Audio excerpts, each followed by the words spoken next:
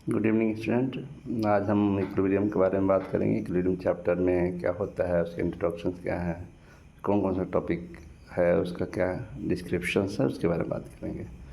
तो पहले हम इंट्रोडक्शन लेते हैं कि क्या है केमिकल रिएक्शन। तो केमिकल रिएक्शन कहता है कि कोई भी केमिकल रिएक्शन में वो प्रोसेस है जिसमें ढेर सारे रिएक्टेंट या एक से ज़्यादा रिएक्टेंट कंबाइन करके प्रोडक्ट एक या एक से ज़्यादा प्रोडक्ट का फॉर्मेशन करता है। That called the chemical reaction. तो अब बात उठती है कि टाइप्स ऑफ रिएक्शन कितने होते हैं। तो एक रिवर्सिबल रिएक्शन हो गया, एक इरिवर्सिबल रिएक्शन हुआ।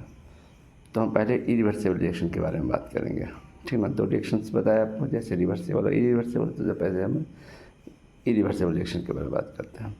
तो इरिवर्सिबल रिएक्शन कहता है कि वैसा रिएक्शन जो यूनिडायरेक्शनल होता है, एक डायरेक्शन में बढ़ता है।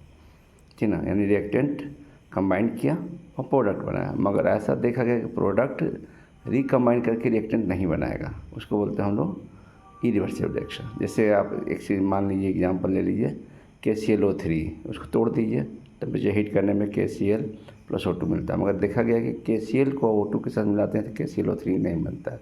उसका बनाने का तरीका कुछ अलग होता है।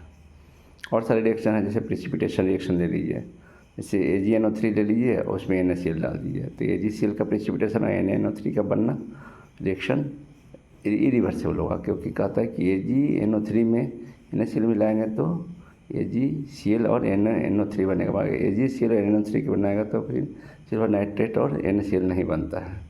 तो ऐसे ढेर सारे रिएक्शन है, जैसे कंबशन रिएक्शन ले लीजिए, Mg + O2 gives out MgO।